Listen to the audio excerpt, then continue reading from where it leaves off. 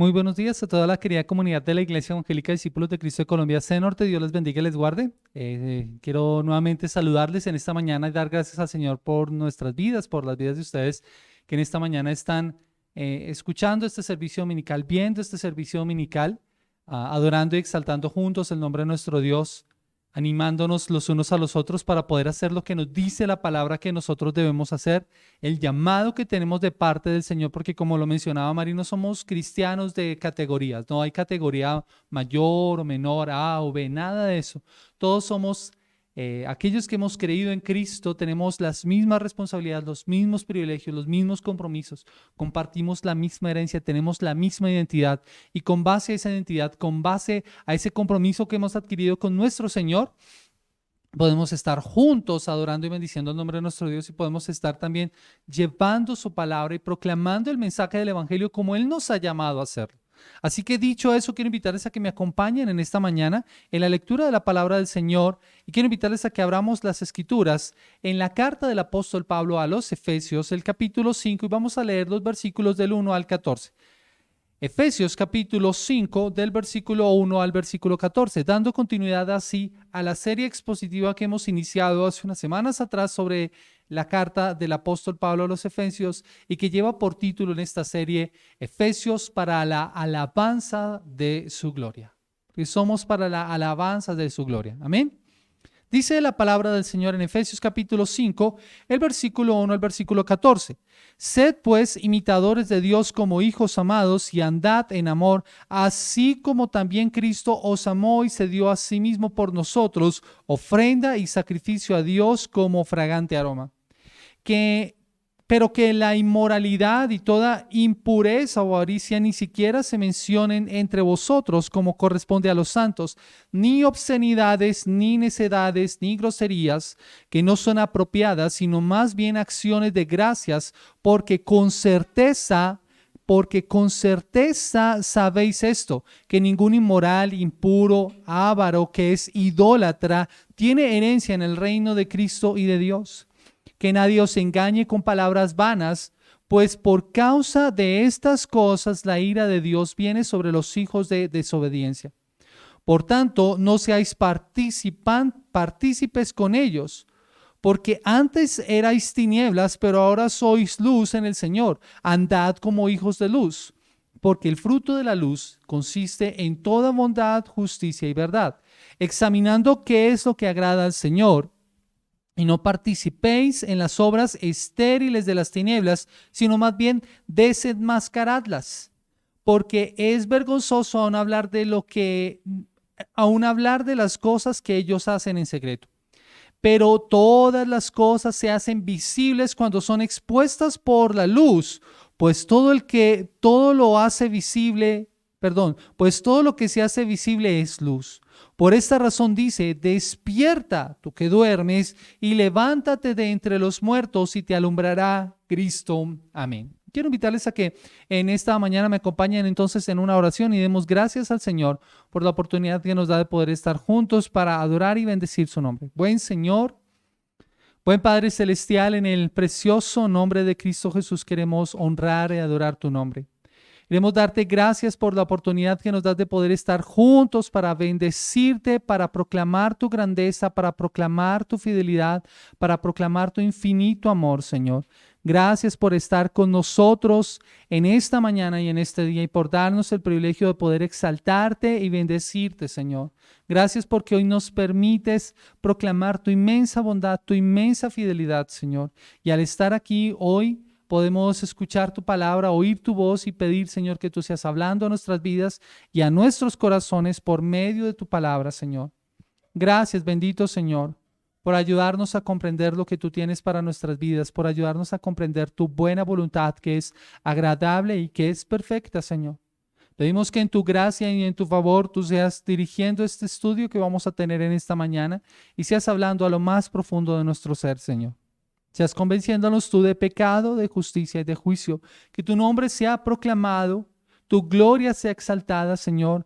Que el pecador sea llevado al arrepentimiento, que la iglesia sea movida a compromiso y a santificación. Y que tu evangelio sea proclamado para tu gloria, Señor. Todo esto mientras esperamos tu pronto regreso.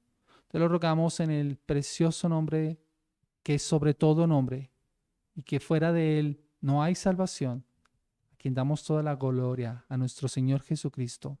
Amén y amén.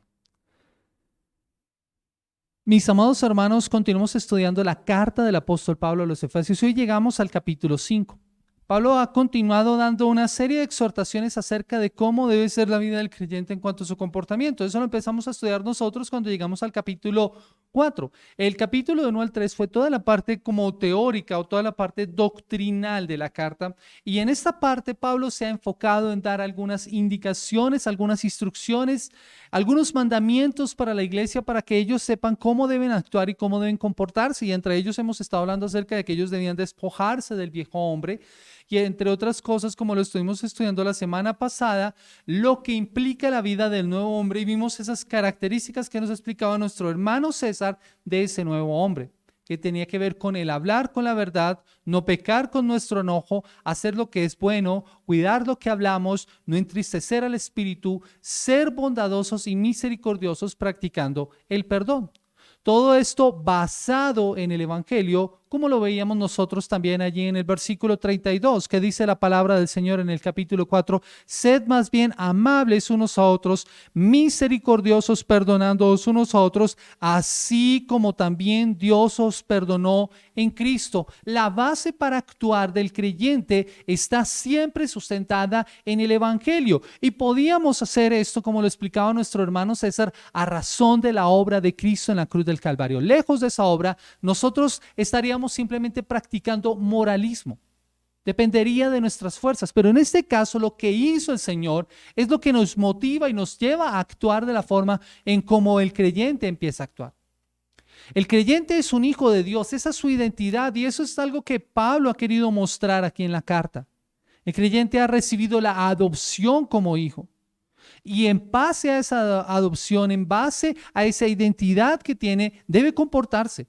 Es un hijo de Dios y se le pide que se comporte de esa forma. Así que la palabra mostrará cómo debe ser ese comportamiento.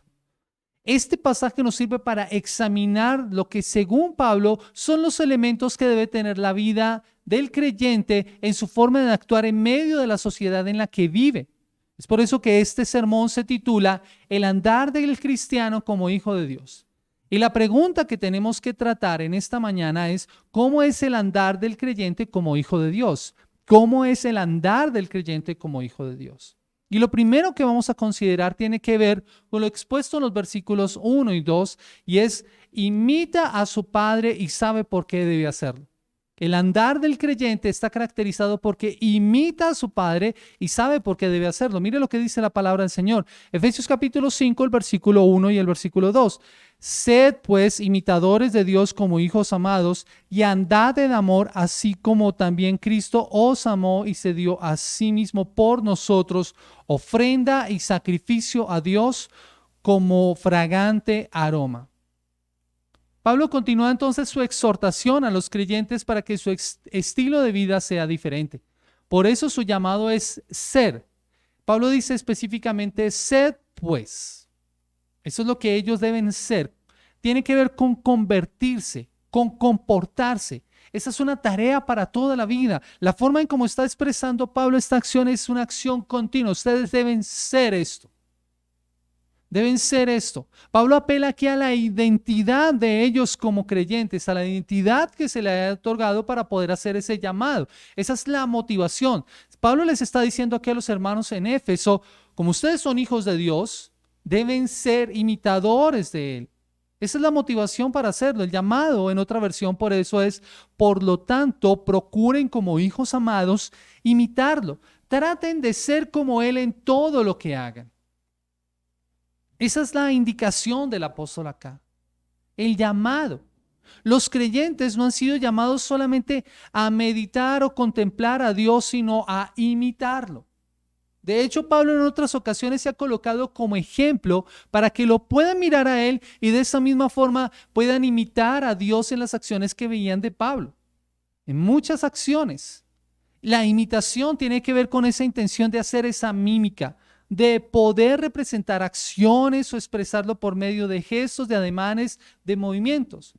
Esa es la imitación, lo que hacen los mimos. Pero Pablo tiene en mente acá una imitación diferente. No es la de arremedar movimientos o ademanes, no es la de arremedar una forma de vestirse, no es arremedar una forma de hablar, un lenguaje de pronto evangélico. No, no es esa la manera de la que Pablo está hablando acerca de la imitación de Cristo. Tiene que ver más bien con que deben tomar el ejemplo de Dios y vivir conforme al amor de Dios. Eso es lo que Pablo les está pidiendo o lo que les está diciendo. Ustedes deben ser imitadores de Dios como hijos amados. Vivan conforme a ese amor. Lo que Pablo quiere es que ellos puedan reflejar ese modelo y esa actitud de Dios en cuanto al amor. Tienen que ver entonces con una serie de cualidades internas que se deben evidenciar en la vida de los creyentes. Es lo que un padre hace, es lo que un hijo, hace con su padre. Los niños pequeños aprenden por imitación. En cuanto al trato, en cuanto al comportamiento, no solamente las acciones que hacen. Esta semana cuando hablábamos con nuestra hermana Zulma, nos contaba que en estos días Sarai, quien tan solo tiene 3 añitos, cuando la llaman ella dice que está ocupada. ¿Y en qué está ocupada? Está haciendo distintos oficios. Tecleando en el computador, está con su escoba haciendo oficios, entre otras cosas. Eso es imitación. Ella está ocupada en las labores que ve hacer en su casa por parte de las demás personas que habitan con ella. Pero algo que me llamaba la atención al estudiar este pasaje es que esto es similar a lo que el creyente debe hacer con Dios. Ese es nuestro llamado como creyentes. Estamos llamados a estar ocupados en la imitación de lo que vemos hacer de nuestro Padre Celestial o de lo que conocemos que nos pide nuestro Padre Celestial. Y esto suena sencillo, pero requiere aspectos que son necesarios reconocer. Ya no podemos perder de vista lo que Pablo quiere que nosotros hagamos. Para poder hacer esto, el creyente debe sujetarse a Dios. Debe someterse al Señor, debe ir en oración al Señor para poder imitarle. No puedes imitar algo que no conoces. Y si no conoces a Dios, ¿cómo vas a poder imitarlo? Lo que necesitas es tener una relación con Él para poder llamarlo primero Padre. Ustedes son hijos de Dios, son imitadores de Dios como hijos amados. Así que debes tener una relación con Él, necesitas una relación con Él, necesitas conocerlo. ¿Y cómo lo conoces? A través de la revelación especial que es la palabra de Dios, la Escritura. Puedes conocer a Dios cuando abres las páginas de este libro. Esa es una de las preguntas más importantes que tú debes tener en cuenta cada vez que lees la palabra. Siempre les digo a mis estudiantes que las 2 preguntas con las cuales nosotros debemos acercarnos a la Escritura siempre son ¿quién es Dios y cómo es Dios? Lo que de inmediato me va a llevar a saber cómo debo relacionarme con Él. Y lo puedo hacer a través de estudiar la palabra del Señor. Necesitas entonces tener una relación con Él y la única forma de hacer esto, de tener una relación con el Señor, es por medio de su Hijo. Como dice la palabra del Señor en Juan 1:12, mas a los que le recibieron, a los que creyeron en su nombre, les dio la potestad de ser hechos hijos de Dios. Pero después de que recibes ese derecho, esa potestad, como el permiso, el privilegio de poder llamarlo Padre, de tener esa relación, lo que debes hacer es pasar tiempo con Él por medio de su palabra para poder imitar lo que ves hacer de Él o lo que Él te pide que hagas. Necesitas pasar tiempo con Él. Mari lo explicaba hace un momento, necesitamos ir a la Escritura, necesitamos ir a la palabra. Esa debe ser nuestra principal motivación para poder imitar a nuestro Dios.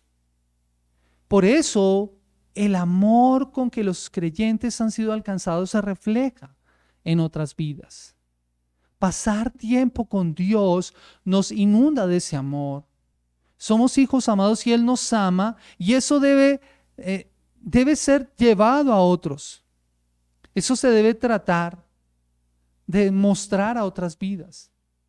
Miren, la palabra del Señor nos muestra eso. En Romanos capítulo 5, versículo 8, la palabra del Señor nos dice cuál era nuestra condición. Pero Dios demuestra su amor para con nosotros en que siendo aún pecadores, Cristo murió por nosotros. Juan 3:16, porque de tal manera amó Dios al mundo que ha dado a su Hijo unigénito para que todo aquel que en él cree no se pierda, mas tenga vida eterna. Pero ese es el amor de Dios manifestado en nuestras vidas. Ahora, ¿cómo llevamos nosotros ese amor a otros? La palabra de Dios nos dice en Primera de Juan, capítulo 3, el versículo 16, lo siguiente. Primera de Juan, capítulo 3, el versículo 16, de la siguiente forma. Dice la Escritura, en esto conocemos el amor, en que Él puso su vida por nosotros, también nosotros debemos poner nuestras vidas por los hermanos. Esa es la forma en cómo nosotros imitamos a nuestro Dios. ¿Ves? Conoces el amor de Dios, entiendes el amor de Dios reflejado en tu vida por medio del Evangelio y entonces lo pones en práctica poniendo tu vida al servicio de otros, ayudando a otros, amando a otros, dando a otros, sirviendo a tu iglesia. Esa es la forma en cómo se evidencia el amor. Por eso es que la Escritura dice que el que no ama no ha conocido a Dios, porque Dios es amor. Y eso lo encontramos allí en 1 Juan capítulo 4, versículo 8. Así que, mis amados hermanos, es por esto por lo que el apóstol Pablo continúa aquí su exhortación diciendo que esta es la forma de comportarnos. El apóstol nos dice que nosotros debemos, o más bien que los creyentes deben andar en amor, así como también Cristo os amó y se dio a sí mismo por nosotros, ofrenda y sacrificio a Dios como fragante aroma. Andar, como lo hemos visto en otras ocasiones, es una metáfora para hablar acerca de la forma de comportarse. Pablo tiene en claro Pablo es claro en su instrucción. Él no deja aquí en ambigüedad lo que quiere decir. Él dice, ustedes deben imitar a Dios y por eso deben amar a los demás. Tratarlos con amor. ¿Y cómo lo hacen? Siguiendo el ejemplo de Cristo. Sigan el ejemplo de Cristo. Y nuevamente la base para actuar de esa manera, para poder actuar de esa manera, no es otra sino Cristo mismo y la cruz del Calvario. Pablo aquí nos lleva y nos muestra una manera en la que el evangelio es aplicado. Recuerda, amado hermano, recuerda, amada hermana, que el evangelio que te salvó es el mismo que te santifica, es el mismo que te hace crecer en la fe. Y esta es una forma en la que el evangelio se aplica. Mira la obra de Cristo en la cruz del Calvario. Dice que Él se dio a sí mismo por nosotros ofrenda y sacrificio a Dios. Así que puedes ver el evangelio allí. Cristo se ofrece por nosotros. Cristo nos amó y se dio a sí mismo por nosotros, se sacrificó por nosotros. Pablo nos lleva entonces a considerar la vida perfecta de obediencia de nuestro Salvador. La vida perfecta de obediencia que vivió durante todo su tiempo aquí en la tierra y que lo llevó hasta la cruz del Calvario.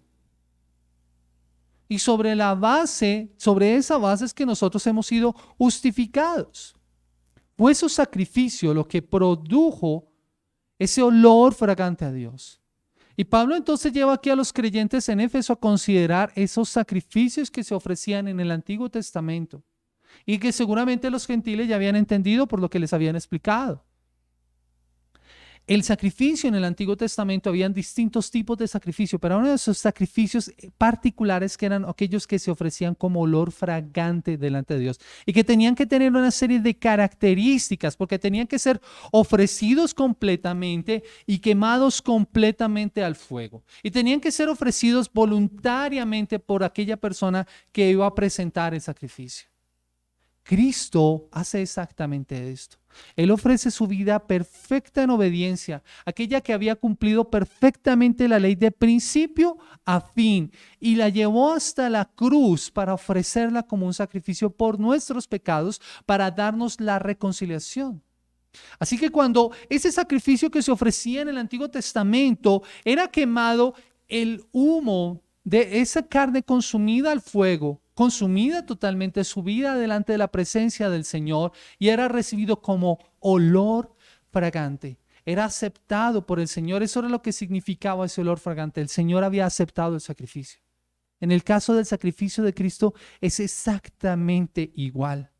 Fue entregado voluntariamente y de manera completa y el Señor lo aceptó. Ese sacrificio, como les digo, es su vida perfecta de obediencia al Padre y su perfecto amor por nosotros que lo hizo ir hasta la cruz. Él es el Cordero de Dios que quita precisamente el pecado del mundo. Él es la ofrenda única que cumplió el propósito de Dios. Él es el olor fragante porque fue aceptado por Dios por nuestros pecados, como dice Hebreos capítulo 7, el versículo 27, y dice la palabra del Señor, Hebreos capítulo 7, el versículo 27. Dice que no necesita, como aquellos sumos sacerdotes, ofrecer sacrificios diariamente, primero por sus propios pecados y después por los pecados del pueblo, porque esto lo hizo una vez y para siempre cuando se ofreció a sí mismo. Y esto es hablando acerca de Jesús. Jesús ofrece su vida como ese sacrificio completo. Así que Pablo quería que los hermanos en Éfeso entendieran esa verdad y que esa verdad marcara sus vidas y la forma en cómo ellos se relacionaban con otras personas. Pero lo mismo lo podemos aplicar nosotros a nuestras vidas, en nuestro andar como creyentes, como hijos de Dios. Nuestro andar como creyentes se debe caracterizar porque sabemos a quién imitamos. No imitamos a un pastor, no imitamos a un líder, debemos imitar a Dios mismo. Por eso la invitación siempre es vayamos a las Escrituras, miremos las Escrituras, entendamos las Escrituras para poder saber cómo debe ser esa imitación. Imita a Dios, anda en amor porque así demuestras que has sido amado. Porque además comprendes lo que pasó en la cruz y porque quieres vivir de la misma manera.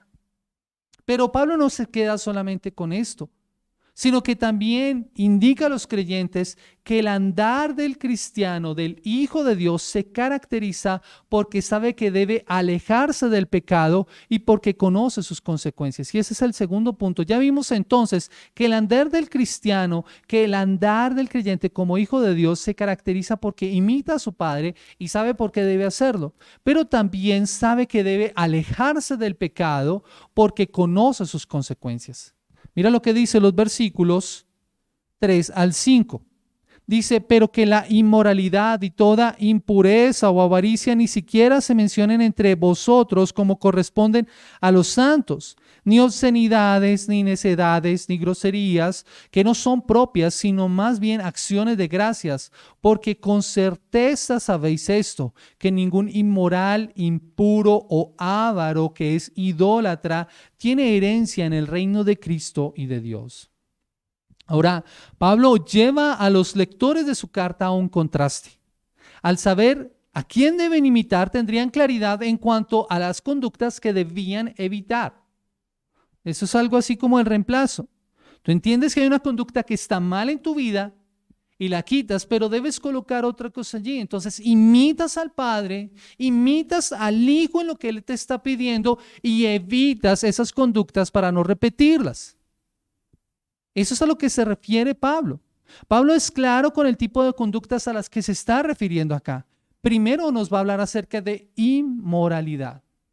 Y eso tiene que ver con todo tipo de práctica en el área sexual, relaciones sexuales fuera del contexto correcto que es el del matrimonio comprometido. El único lugar en donde se debe vivir la sexualidad de la manera en cómo debía vivirse correctamente.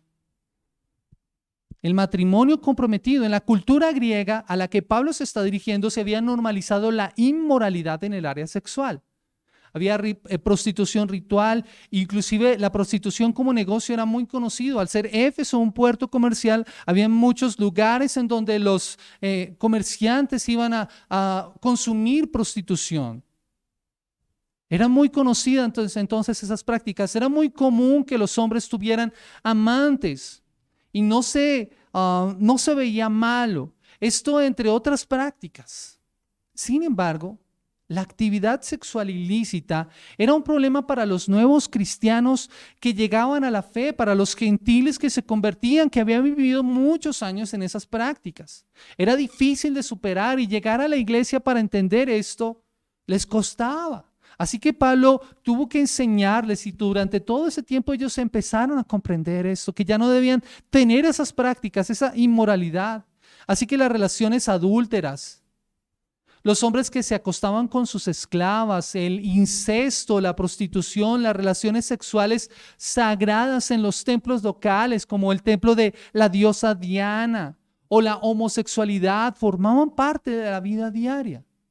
Sin embargo, la Escritura muestra que esa no era la práctica que debían tener los creyentes.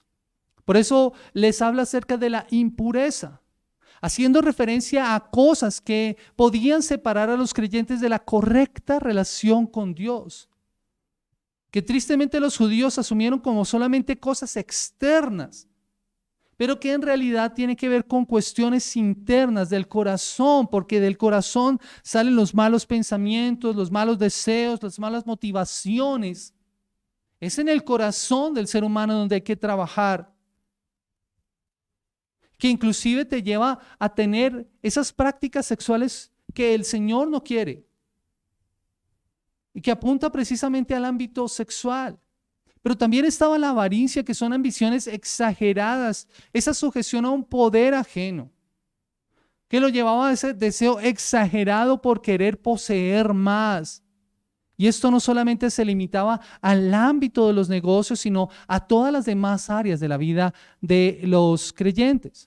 Pablo quería alentar a los hermanos sobre esto y les recuerda, por lo tanto, que esos no son propios del pueblo de Dios. Mira lo que dice el versículo 3, pero que la inmoralidad y toda impureza o avaricia ni siquiera se mencionen entre vosotros como corresponde a los santos. No corresponde a los santos. Nada de estas cosas debe ser nombrada entre los creyentes. No que no se deba hablar de estas cosas, porque son pecados que deben ser evidenciados y deben ser entendidos a la luz de la palabra. Lo que Pablo quiere decir es que no se deben practicar, que ellos debían alejarse de esas prácticas. Es por esta razón que Pablo les habla de esto. Y la nueva traducción, la traducción del lenguaje actual da la razón. Básicamente, ustedes son parte del pueblo de Dios, ustedes son santos, han sido apartados para consagrarse a Dios. No pueden tener parte con esas prácticas. No pueden tener nada que ver con aquello que hacían antes. Ya en el concilio de Jerusalén, en Hechos capítulo 15, el versículo 20, cuando la iglesia se reunió para hablar acerca de los gentiles que se estaban convirtiendo a la fe, que no venían de la tradición judía, ¿cuáles debían ser entonces esas prácticas que debían tener? Se les regularon algunas cosas y la palabra de Dios dice en Hechos capítulo 15, el versículo 20, que ellos debían abstenerse de comer cualquier cosa ofrecido a los ídolos, de inmoralidad sexual, de comer carne de los animales estrangulados y de consumir sangre. Así que Pablo no está diciéndoles nada que no conociera la iglesia. Esto eran cosas que tenían que recordar. Con esto Pablo les recuerda que no se puede hablar de pecados sexuales, de impureza, ni de avaricia entre los creyentes. De hecho, esa es una de las razones por las cuales la carta que Pablo dirige a los corintios, porque había inmoralidad sexual dentro de la iglesia, de tal manera que habían unas conductas totalmente reprochables que Pablo tiene que llamar a corregir dentro de la iglesia. Suscitó esa situación y la carta tiene el propósito precisamente de corregir a alguien que estaba en una relación ilícita, que no correspondía. Todo esto es contrario a imitar a Dios y mostrar amor. No puedes imitar a Dios, no puedes andar en amor si estás actuando de esta forma, de manera inmoral, de manera impura, de manera avariciosa. No podemos decir que amamos a Dios, que amamos a nuestros hermanos, que amamos a nuestras esposas, si somos infieles o inmorales. No podemos decir que amamos si nos preocupamos solo por nosotros, nuestros intereses, sin pensar en los demás. O más bien los usamos como medios para obtener nuestros fines. No podemos decir que amamos si pensamos solamente en nuestro placer, en nuestro bienestar y nos olvidamos de los demás. No podemos decir que amamos si primero digo, estoy yo estoy yo. Segundo, tercero, estoy yo. No podemos decir que amamos y actuamos de esa forma, tan egoísta. Eso es lo que estos pecados ponían en evidencia. El egoísmo que hay en nosotros como seres humanos, que hay en los creyentes, si no van delante de la presencia del Señor para imitarlo a Él. Es por esto que Pablo apela a que ellos son en Cristo santos, apartados para Dios, con una nueva vida que se vive con el deseo de agradarle a Él. Ellos han sido separados del mundo y de esas costumbres para vivir para Dios. Pero eso mismo se aplica a nosotros en la actualidad. Hemos sido separados de este mundo, de esas prácticas contrarias, para vivir para Dios. No pueden justificar además su comportamiento. No podían justificar de ninguna manera ese actuar. No podían poner excusas. Son miembros de la familia de Dios y por eso deben seguir el modelo dado por el Padre y abandonar toda conexión hacia otros dioses o otras prácticas. Porque ustedes son el pueblo de Dios. Y la palabra de Dios lo dice, Pedro lo dice así: mas vosotros sois linaje escogido, real sacerdocio, nación santa, pueblo adquirido por Dios. ¿Para qué? Para anunciar las virtudes de aquel que os llamó de las tinieblas a su luz admirable. Nuestro llamado como creyentes, como hijos de Dios, es mucho más sublime que esas prácticas. Por eso hay que abandonarlas, por eso ni se debe mencionar entre nosotros. Nosotros tenemos un llamado más sublime, a una moral superior. Pablo agrega a esto que debían además alejarse de formas de hablar inadecuadas, porque no solamente eran las prácticas, sino aún la forma de hablar que ellos debían cuidar. Miren lo que dice el versículo 4: ni obscenidades, ni necedades, ni groserías, que no son apropiadas, sino más bien acciones de gracias. La Nueva Traducción Viviente dice este versículo: cuentos obscenos, las conversaciones necias, los chistes groseros no son para ustedes. Obscenidades, necedades y groserías, que son palabras indecentes, cualquier doble sentido, cualquier palabra deshonesta. Ese lenguaje es nacido de mentes dañadas, que no solamente avergüenzan a las personas que las dicen, sino que a las que las oyen. Eso no debe pasar en la iglesia.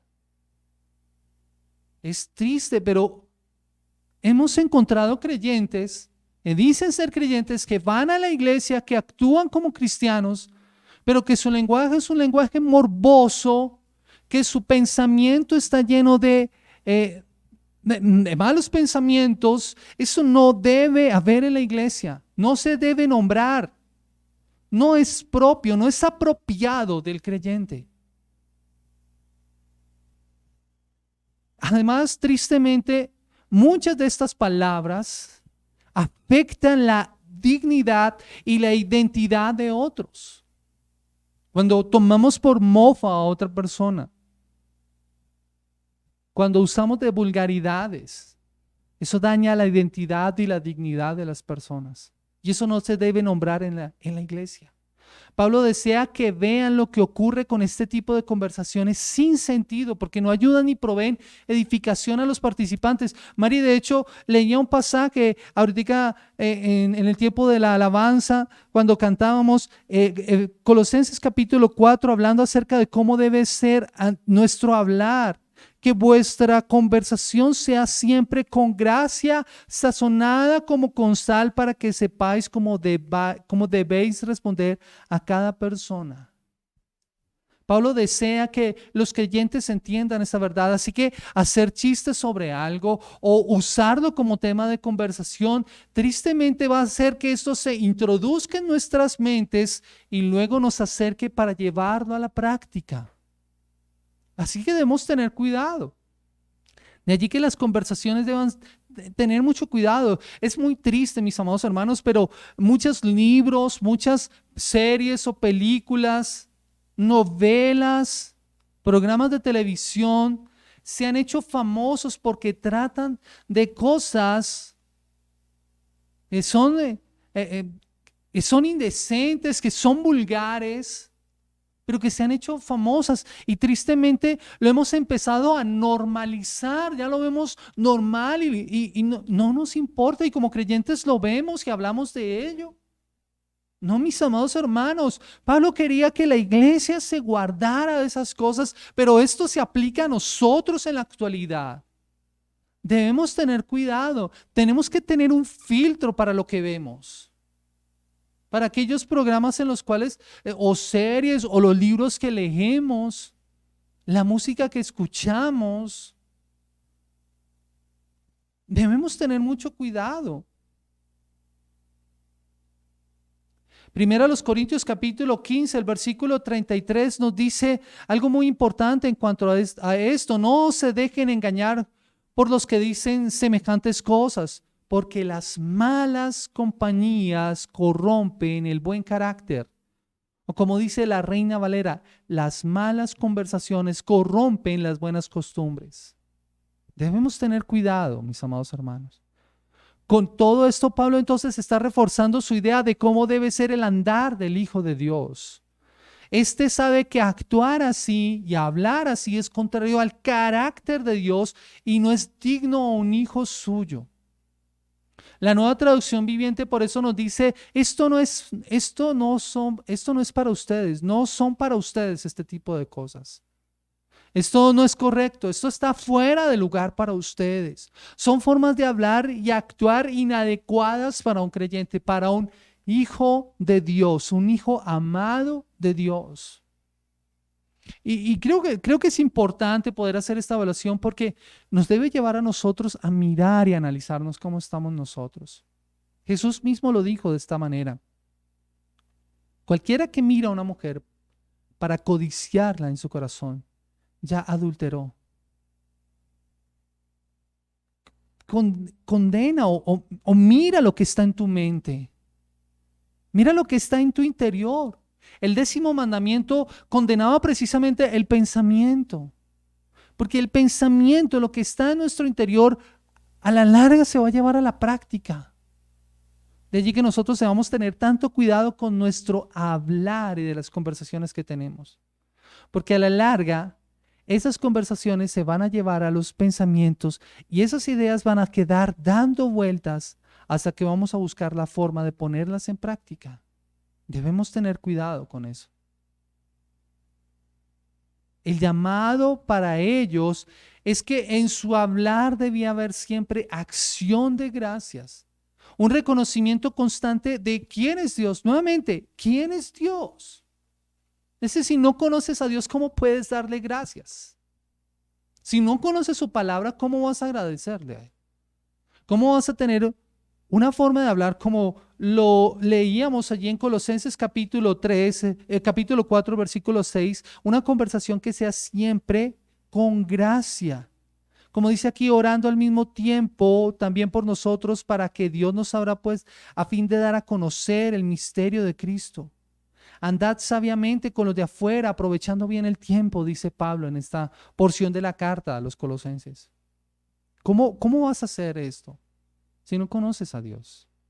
Si no conoces tu Biblia. Entonces tiene que haber un reconocimiento constante por lo que Él ha hecho en tu vida y por lo que ahora gozas. Eso es lo que Pablo les ha dicho en la carta en los primeros 3 capítulos. Miren lo que ustedes tienen. Ahora denle gracias y vivan de una forma diferente como resultado de eso que han entendido como creyentes.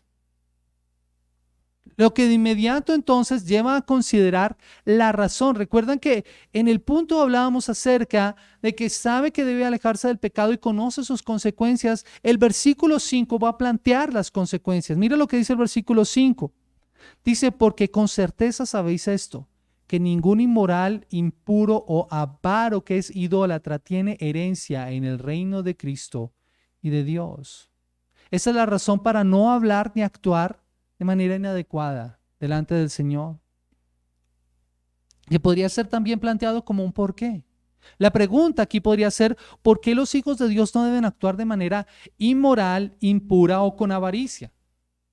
¿Por qué no puede haber entre ellos cuentos obscenos, conversaciones necias o chistes groseros? La traducción del lenguaje actual dice: bien saben ustedes que nadie que tenga relaciones sexuales prohibidas o indecentes o que nunca esté satisfecho con lo mucho que tiene, tendrá parte en el reino de Cristo y de Dios. Esto es tan malo como adorar un ídolo. La Nueva Traducción Viviente dice: pueden estar seguros de que ninguna persona inmoral, impura o avara heredará el reino de Cristo y de Dios, pues el avaro es un idólatra que adora las cosas de este mundo. Dios habla hoy, dice: pues tengan por cierto quien comete inmoralidades sexuales o hace cosas impuras o se deja llevar por la avaricia, que es una especie de idolatría, no puede tener parte en el reino de Cristo y de Dios. Lo que Pablo está señalando aquí es la consecuencia de esas prácticas. Es perderse. No tiene el reino, no tiene la herencia. Pablo quiere que los creyentes entiendan que la gracia no es una licencia para el pecado, sino que nos lleva a una nueva vida con nuevos deseos y nuevas motivaciones. Nadie que practique el pecado tiene parte en el reino de Dios. No se engañen, dice la palabra del Señor. Ninguno que haga estas cosas heredará el reino de Dios, dice la Escritura. Ninguno. Los creyentes son herederos del reino de Dios. Y ya que no están atrapados en este estilo de vida caracterizado por el pecado, que ahora tienen esta herencia en el reino de Dios, ahora pueden vivir de una forma distinta. Pablo lo que les está diciendo es una razón para que ellos puedan ser agradecidos, pero también está mostrando la triste consecuencia de la práctica del pecado. ¿Saben por qué nos debemos alejar del pecado? Porque eso nos va a llevar a la condenación. Nos va a separar y nos va a alejar cada vez más de Dios. Así que ten cuidado. Su vida ha cambiado. Creyente, tu vida ha cambiado como resultado de tu conversión y el entendimiento de tu salvación. Y esto debes verlo a partir de lo que hemos estado considerando precisamente en la carta, de los capítulos 1 al capítulo 3. Eso es lo que Pablo quiere que entiendan los creyentes. Por eso Pablo hace este comentario acerca de la avaricia que me llama mucho la atención. ¿Por qué a mencionar que la avaricia es idolatría? Es como un paréntesis allí, como una explicación. Porque a la larga, el pecado te lleva a idolatrar algo. Es nunca estar satisfecho con lo mucho que se tiene. Y esto te convierte en un idólatra. El que es avaro adora las cosas de este mundo, les rinde culto, les ofrece servicio a ese ser o a esa cosa, porque los considera con mayor poder, con mayor autoridad, los necesita para poder tener identidad y significado. Sufre si no los tiene. Si su vida está basado en eso, y no los tiene, pierde sentido y significado. Pero el creyente no se deja llevar por eso, porque su dignidad, su identidad están en el Señor. Él está seguro, sabe dónde está su herencia. Por eso no sufre por estas cosas. El que es avaro, que es idólatra, está sometido a eso, lo adora y quiere más y nunca está completamente satisfecho. Esa es la triste verdad de las personas que se dejan llevar por sus deseos, que no saben tener cuidado con estas cosas, nunca están satisfechos. Es idolatría porque su centro de atención no es la gloria de Dios, sino su propia codicia, sus deseos, sus intereses. Es lo que Pablo dice a los romanos: cambiaron la gloria de Dios por imagen de un ser corruptible, de cuadrúpedo, de aves, de reptiles. Esa es la triste realidad de aquel que se ha entregado al pecado. Y Pablo quiere que ellos tengan en cuenta esto. En esta era y en este tiempo en el que vivimos, las personas están centradas en sí mismas. Y es tan fácil dejarse desviar. Para nosotros como creyentes es tan fácil porque somos tentados por los medios de comunicación, por las redes sociales, por los libros, por las revistas de moda. Ir al centro comercial es entrar en un mundo de consumismo en donde nos dicen tú tienes que vestirte de esta manera. Inclusive es curioso encontrar en lugares en donde nos dicen inclusive que esta es la forma en cómo se debe vivir la sexualidad para vivirla de manera plena. No, mis amados hermanos, nosotros debemos tener mucho cuidado. La tentación del hombre en la actualidad es adorarse a sí mismo. Y nosotros como creyentes debemos tener mucho cuidado, porque nosotros debemos saber a quién adoramos, y es a nuestro Creador. Pablo muestra la diferencia entonces entre la vida de los creyentes, lo que también se debe aplicar a nosotros. Antes nos deleitábamos en la inmoralidad, ahora nos duele el pecado. Pensamos en todo lo que perdimos en nuestra vida por causa de no hacer las cosas de manera correcta. Como alguien dice, nadie podrá decir que pertenece a los redimidos si todavía se deleita en estos pecados. La eterna salvación no pertenece a los que aún gozan practicando de estos pecados. No, entre los creyentes esto ni se debe nombrar, no son cosas apropiadas. Porque quienes practican estas cosas no tienen herencia en el reino de Cristo y de Dios. El creyente que ha sido regenerado, los creyentes ya no practican estos pecados, pero pueden caer en ellos si no son conscientes de sus palabras y de su actuar. Es por eso que estas actitudes y estas conductas deben ser erradicadas de la vida de los hijos de Dios. Y de allí que si no somos conscientes de que heredamos el reino, estas prácticas no deberían estar en nuestras vidas. Nosotros somos conscientes de cuál es nuestra herencia y nos preocupa perderla. No que perdamos la salvación, mis amados hermanos. A la verdad, este pasaje no está hablando acerca de perder la salvación, pero sí nos está hablando acerca de la seriedad con la que nosotros debemos tratar y ver el pecado. No lo podemos tratar a la ligera. Con todo esto, habrá quienes traten entonces de justificar su conducta y su comportamiento con toda clase de excusas. Es por ello que el apóstol Pablo habla acerca del hablar, pues en el andar del creyente como hijo de Dios, éste tiene cuidado con las palabras y las relaciones. Este tiene entonces cuidado con las palabras y las relaciones. Y ese es el tercer punto. Mira lo que dice el versículo 6 al versículo 10. Que nadie os engañe con palabras vanas, pues por causa de estas cosas la ira de Dios viene sobre los hijos de desobediencia.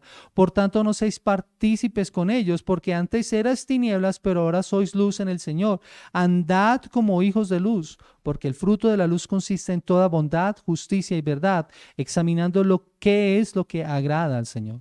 Pablo plantea aquí a los creyentes en la iglesia una advertencia muy seria en estos versículos. Y como suele pasar, no va a faltar quien quiera justificar su conducta o sus prácticas, y por eso es necesario que los creyentes no se dejen engañar. Que los creyentes tengan claridad. Es decir, que se apartan aquellas personas que los quieren engañar con sus justificaciones, que quieren apartarlos de la verdad. Por eso ellos tratan de justificar su conducta con argumentaciones vanas. Pablo quiere aclarar esto a los hermanos. Muchos maestros en ese momento estaban enseñando que los pecados corporales, que esas prácticas que se hacían con el cuerpo, no afectaban el interior del ser humano, el alma.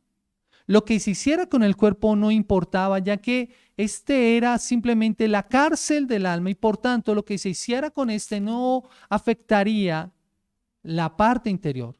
Este era un peligro externo, era el pensamiento de los maestros gnósticos de que solo el alma importaba y lo que se hiciera con el cuerpo no. Y esto se había empezado a infiltrar dentro de la iglesia.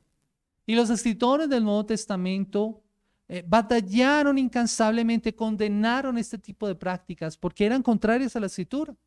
El cristianismo mostró precisamente el valor de los dos, del cuerpo y del alma. El cuerpo y el espíritu ambos fueron creados por Dios. El cuerpo es templo del Espíritu Santo y pecar contra el cuerpo es pecar contra Dios. En la cosmovisión cristiana no se separa el alma del cuerpo, es de hecho un alma viviente, es lo que encontramos en Génesis. Así que no hay esa dualidad, no hay nada de eso. Pero ese peligro externo se convirtió poco a poco en un peligro interno. Muchos pensaban, bueno, si somos salvos por gracia, pues no importa lo que hagamos, porque al final vamos a ser salvos.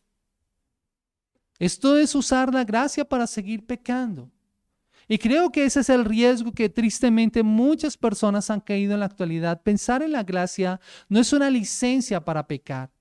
La gracia es un don y es un privilegio, pero también es una obligación y una responsabilidad. Es por eso que hablar de esta manera solo estaría mostrando la ausencia de la verdad bíblica al estar llenos de error, y esto conduce a una vida de desobediencia.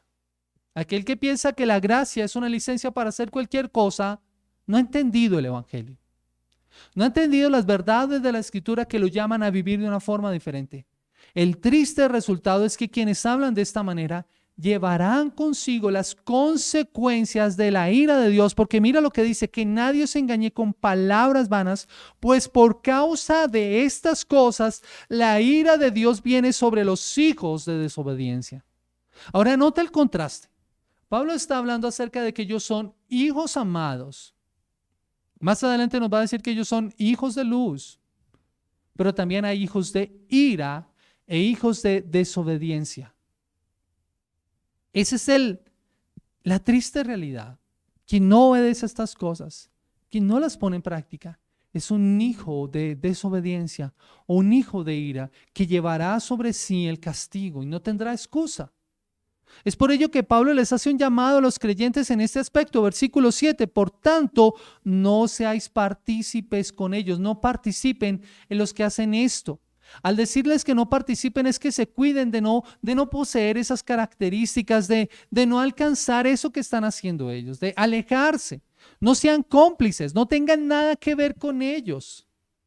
No consientan con sus prácticas, no las avalen. No sean complacientes, pero Pablo no está prohibiendo acá. Algo muy importante es que Pablo no está prohibiendo aquí el contacto con los incrédulos. Lo que Pablo quiere es que los creyentes tengan claridad de quiénes son ellos. Entonces, ¿qué deberían hacer? Pablo va a aclarar esto en 1 Corintios el capítulo 5, el versículo 9 al versículo 13. Mire lo que dice la palabra del Señor. 1 Corintios capítulo 5, versículo 9 al versículo 13. En mi carta os escribí que no anduvierais en compañía de personas inmorales. No me refería a la gente inmoral de este mundo, a los avaros y estafadores, a los idólatras, porque entonces tendrías que salir del mundo. ¿Notan esto? Si quisiéramos alejarnos, tendríamos que salir de este mundo. Pero Jesús mismo dijo, no quiero que los saques del mundo, sino que los guardes del mal. Pablo continúa diciendo en su argumento lo siguiente, sino que en efecto os escribí que no anduvieras en compañía de ninguno que, llamándose hermano, es un inmoral o avaro o idólatra o difamador o borracho o estafador. Con ese ni siquiera comáis. Y dice el versículo hasta el 13, pues ¿por qué he de juzgar yo a los de fuera? ¿No juzgáis vosotros a los de que están dentro de la iglesia? Pero Dios juzgará a los de afuera. Expulsad de entre vosotros al malvado. Y allí se está hablando acerca de la disciplina eclesial. Así que es no separarse de los no creyentes. Si nos separamos de ellos, no vamos a tener la oportunidad de predicarles el evangelio, de poderles hablar de la verdad. Pablo lo que tiene en cuenta es acá de aquellos que son falsos cristianos, falsos creyentes. Tristemente de esos abundan en la iglesia. Esos cristianos nominales, aquellos que van a la iglesia solamente por costumbre seguramente, pero que en sus prácticas siguen con este tipo de cosas. No, mis amados hermanos, debemos tener cuidado. A estos había que evitar por el daño que podían causar en la iglesia. No hay nada más peligroso para la fe que normalizar las conductas y tomar a la ligera el pecado.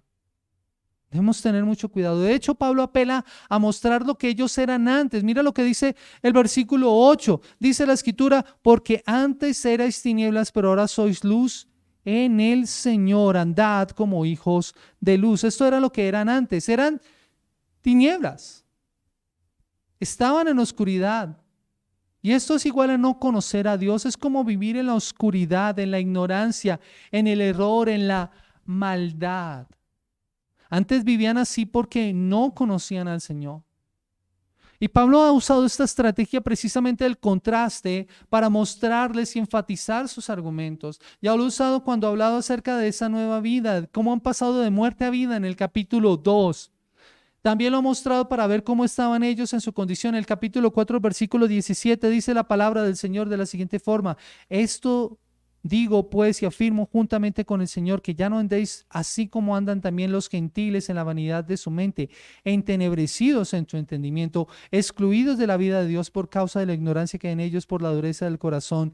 Ellos, habiendo llegado a ser insensibles, se entregaron a la sensualidad para cometer con avidez toda clase de impurezas. Pero vosotros no habéis aprendido así a Cristo de esta manera. Allí está el contraste.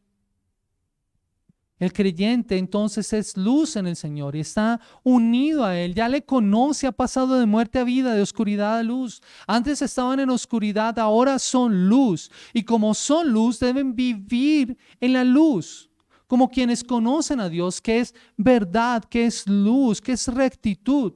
El versículo 9 dice lo siguiente: porque el fruto de la luz consiste en toda bondad, en justicia y verdad.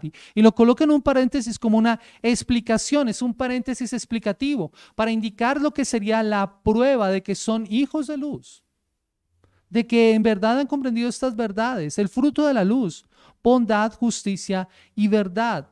Lo que podemos decir entonces es que la luz que llevan dentro va a producir cosas buenas, cosas rectas y cosas verdaderas. Se va a producir bondad, que tiene que ver con esa cualidad moral en la que se muestra desde el interior, que actúa en favor de otros, buscando lo que es bueno para ellos, buscando el bienestar para otras personas. Se produciría justicia, que es la práctica de Dios mismo como justo, que lleva a dar a lo que corresponde, a hacer lo que es debido. Debía mostrarse la verdad como fruto de ser hijo de luz, que es la sinceridad en la integridad en tanto en lenguaje como en el trato, en donde no hay doblez, en donde no hay hipocresía. Y eso es lo que trae la luz de Cristo, nos trae y nos lleva a ser ciudadanos útiles en este mundo. Nos hace hombres y mujeres que no buscamos nuestros propios intereses, sino que lo que es bueno para otros también, que da a otros lo que corresponde, que hace lo que es debido y que habla y actúa con sinceridad y con integridad para con los demás, que busca lo que sabemos que es verdadero. Esa es la manera de averiguar qué es lo que agrada al Señor, como dice el versículo 10, examinando qué es lo que agrada al Señor. Ese es el ejercicio espiritual de ser hijos de luz, de vivir de acuerdo a su voluntad. La luz nos permite entonces distinguir entre lo que es de agrado del Señor. Nos permite entender todos los motivos y todas las acciones, si son correctas o no. Pero ¿dónde está esa luz? ¿Dónde podemos encontrar esa luz para poder actuar nosotros? Nuevamente debemos ir a la palabra. La Escritura dice que ella es lámpara a nuestros pies y lumbrera a nuestro camino. Ella es la que nos ayuda a comprender la buena voluntad de Dios, que es agradable y perfecta. Y como hijos de Dios, esa debe ser nuestra mayor búsqueda, buscar agradarlo a Él.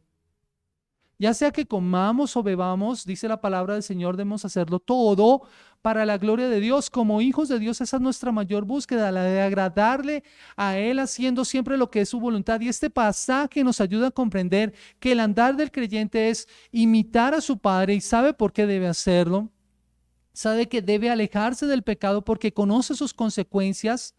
Y el último aspecto que vamos a ver muy brevemente, bueno, además también del aspecto que vimos, que tiene cuidado con las palabras y las relaciones. Y el último aspecto que vamos a ver más brevemente es el del andar del creyente como hijo de Dios, que irradia la luz del Evangelio. Mira lo que dice los versículos 11 al 14. Dice: y no participéis en las obras estériles de las tinieblas, sino más bien desenmascaradlas, porque es vergonzoso aún hablar de las cosas que ellos hacen en secreto. Pero todas las cosas se hacen visibles cuando son expuestas por la luz, pues todo lo que se hace visible es luz. Por esta razón dice, despierta tú que duermes y levántate de entre los muertos y te alumbrará Cristo. Como ya les advirtió acerca de las palabras y de las relaciones, ahora Pablo les indica lo que deben hacer. No participen en esas obras. No tengan nada que ver con eso, no se asocien, no tomen parte con ello. No tengan nada que ver con eso. Es claro que está hablando acerca de aquellos que tratan de justificar el pecado. Le está diciendo a los creyentes, no se junten con aquellos que tratan de justificar su pecado, sus prácticas. Están equivocados. Pero los creyentes en Éfeso, que en su mayoría eran gentiles, habían estado en esa condición y por tal motivo comprendían que lo que debían hacer es tomar una posición diferente en su vida. Estas obras de maldad o esas prácticas son inútiles. Y Pablo quiere que ellos no se hagan cómplices con los que no conocen a Dios, con los que no han entendido la voluntad de Dios para sus vidas. Que no deben compartir su conducta, pues ellos viven aún en oscuridad. Más bien sus obras debían ser denunciadas, sacadas a la luz. Por eso otra versión dice, háganles ver su error, pues sus hechos no aprovechan para nada. Háganles ver su error. Al decirles que no, al decirles esto no es un llamado al creyente a subirse en una superioridad moral de juzgarse, en donde el creyente dice, pues ustedes están mal y yo estoy bien. No es este llamado al creyente, sino a estar convenciendo a estas personas por medio de la denuncia, mostrándoles su pecado, llamándolos al arrepentimiento y que su vida, al igual que la de ellos, no era distinta a la larga, sino que ellos han comprendido la verdad del Evangelio. Que ahora el andar como creyentes, el entender la gracia, el entender la obra de Cristo ahora los lleva a vivir de una forma diferente. Para ello, lo primero es que debían entender cómo andar. El creyente entiende que es un hijo de Dios y que quiere imitarlo en el amor. Y esto lo lleva entonces a mostrarle lo que debe dejar de practicar, de que debe dejar de practicar la inmoralidad, la impureza, la avaricia, las malas palabras, las malas conversaciones. Ahora su vida es otra y su vida ha sido transformada. Entonces, estos creyentes pueden ser ejemplo para otros. Pueden ayudarlos. En nuestro caso, esto es lo que hacemos con nuestro estilo de vida. Nuestro estilo de vida sirve como una denuncia para la vida de otras personas, en medio de una sociedad corrupta y dañada como la nuestra. Porque sirve para alumbrar cada rincón. Y lo primero que debe ser es que nuestra vida sea alumbrada. Y luego las vidas de las personas que nos rodean. Miren, la manera más eficaz de limpiar los rincones en esos corazones y de cualquier sociedad en la que nosotros nos encontremos involucrados es por medio de esos haces de luz de Cristo con los que nuestra vida ha sido impactada. Nosotros debemos ser espejos que reflectemos la luz de Cristo, que mostremos a otros su amor, que mostremos a otros el impacto que ha causado en nuestras vidas. De hecho, esta es la razón por la cual Pablo manifiesta esto en el versículo 12, dice la palabra del Señor, porque es vergonzoso no hablar de las cosas que ellos hacen en secreto. Es vergonzoso lo que ellos hacen en secreto, esas prácticas. Y la luz del Señor tiene esas cualidades purificadoras y sanadoras. Es por ello que Cristo nos llamó la luz del mundo. Un mundo sumido en tinieblas y en oscuridad necesita la luz del Evangelio. Pero ¿quiénes son las encargadas de llevarla? Somos nosotros. Por la gracia del Señor, donde nosotros estamos, debemos ser luz para otros. Con nuestra forma de vida, nuestra forma de actuar, con nuestro testimonio. Cristo nos llama a ser luz y a ser puestos en alto. La luz disipa las tinieblas y pone en evidencia la maldad, de manera que pueda ser tratada. Eso es lo que ocurre en una cirugía, cuando el cirujano está interviniendo en el interior de una persona. Lo que necesita es luz para poder ver con claridad lo que está mal. Y pide más luz entonces para poder saber qué es lo que puede hacer y qué es lo que debe hacer. Los creyentes debemos tener ese efecto en la sociedad en la que nos encontramos. Porque lo que se hace en esta sociedad, en esta cultura, es vergonzoso, pero nosotros no debemos participar de estas obras. Por eso el versículo 13 nos dice lo siguiente: pero todas las cosas se hacen visibles cuando son expuestas por la luz, pues todo lo que se hace visible es luz. Todo lo secreto cuando es alumbrado se hace evidente cuando es puesto a la luz. Los creyentes, al actuar como luz, van llevando vidas rectas, actúan entonces como un freno y un limitante para la maldad. Vamos limitando ese actuar de la maldad. Mis amados hermanos, el Evangelio de Cristo nos llama a llevar una vida diferente, sin relación con el pecado, ese pecado que lastima a las familias, a individuos, que daña a la sociedad, que carcome la cultura, que normaliza lo malo. Nosotros somos llamados a vivir una vida diferente. Y eso no le gusta a la sociedad actual, eso no le gusta a la cultura. Como alguien dijo, hoy el enemigo público de la sociedad, el enemigo público número uno de la sociedad actual, no es ni el terrorismo, no es la pornografía, no es la pedofilia, no es las drogas, es el cristianismo. El hombre ama tanto su pecado que necesita legitimarlo moralmente para no sentirse culpable. Pero el cristianismo y su sistema moral se lo impide. ¿Y cómo lo va a hacer? ¿Cómo el cristianismo va a actuar de esa forma? Cuando nosotros como creyentes brillemos como luminares en medio de la oscuridad del pecado, en medio de esta sociedad corrupta. Jesús nos dice que así debe brillar nuestra luz delante de los hombres. ¿Y para qué? Para que ellos puedan ver nuestras buenas obras y glorifiquen al Padre que está en los cielos. La Nueva Traducción Viviente lo dice así: de la misma manera dejen ver que sus buenas acciones brillen a la vista de todos, para que todos alaben a su Padre Celestial. Pablo finaliza esta porción en el versículo 14 diciendo esto: por esta razón dice, despierta tú que duermes y levántate de entre los muertos y te alumbrará Cristo.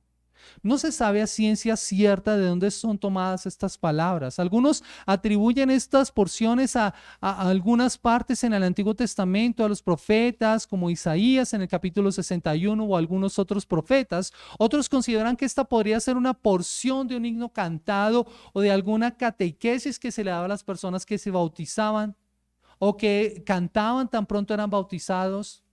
No se sabe a ciencia cierta el origen de esta porción. Lo que sí podemos ver es la profundidad de lo que esto significa y el valor que para estos creyentes debía tener y que debe tener para nosotros. Porque en estas palabras se muestra el cambio y la transformación que ha ocurrido en la vida de los efesios y que han venido al arrepentimiento y a la fe, pero también en nosotros. Como lo dice John Stott, la conversión no es nada menos que despertarnos del sueño, levantarnos entre los muertos y ser traídos fuera de la oscuridad a la luz de Cristo.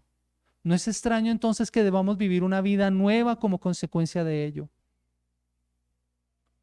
Este pasaje nos sirve para entender entonces esto. Muerte y dormir son sinónimos del alejamiento espiritual y la condición perdida, lo mismo que la oscuridad. Pero el llamado del Evangelio despierta a los pecadores muertos en sus delitos y pecados, como lo dice Efesios capítulo 2, el versículo 1, y Él os dio vida a vosotros cuando estabais muertos en vuestros delitos y pecados. Ellos estaban separados de Dios, dice el versículo 12, recordad que en ese tiempo estabais separados de Cristo, excluidos de la ciudadanía de Israel, extraños a los pactos de la promesa, sin tener esperanza y sin Dios en el mundo. Estaban entenebrecidos, sin la luz espiritual del Evangelio, estaban perdidos, sin esperanza y sin Dios en el mundo. Estaban endurecidos, excluidos de la vida de Dios.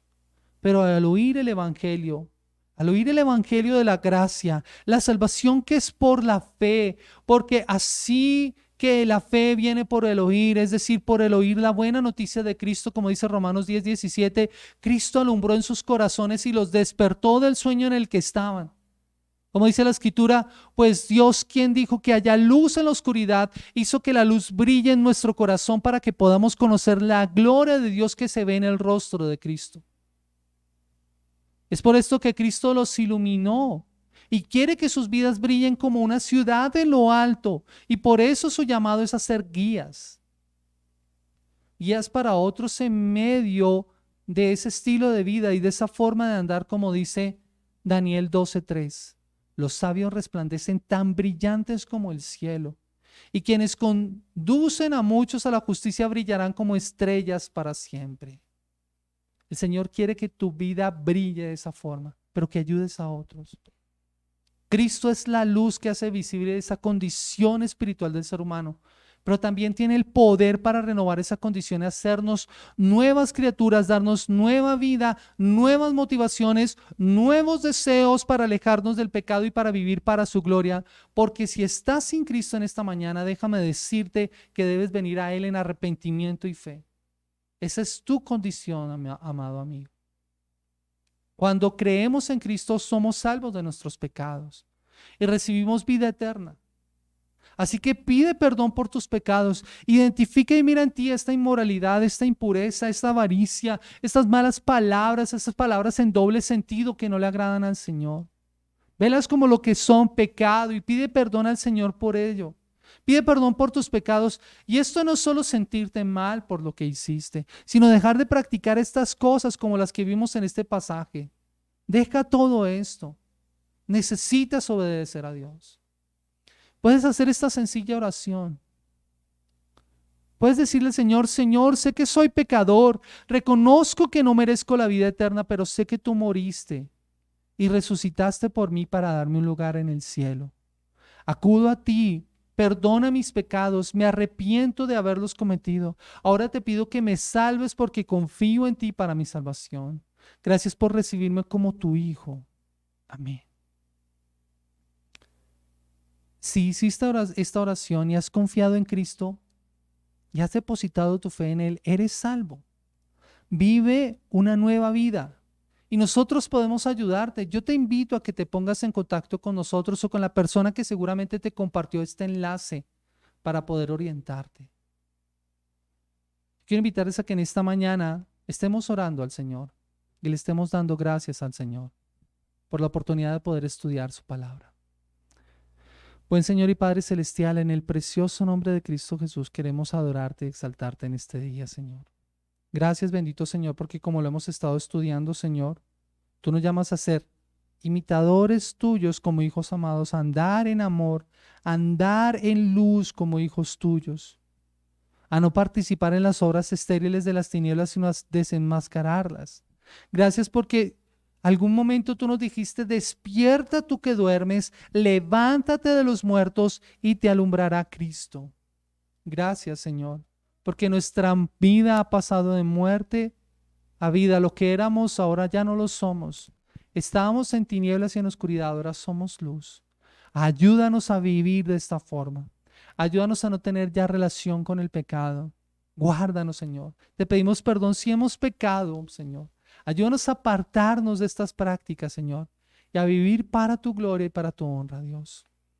Señor, queremos encomendar delante de tu presencia nuestras vidas y darte a ti toda la gloria, todo el honor y toda la alabanza, en el precioso nombre que es sobre todo nombre, en el nombre de Cristo Jesús. Amén. Amén.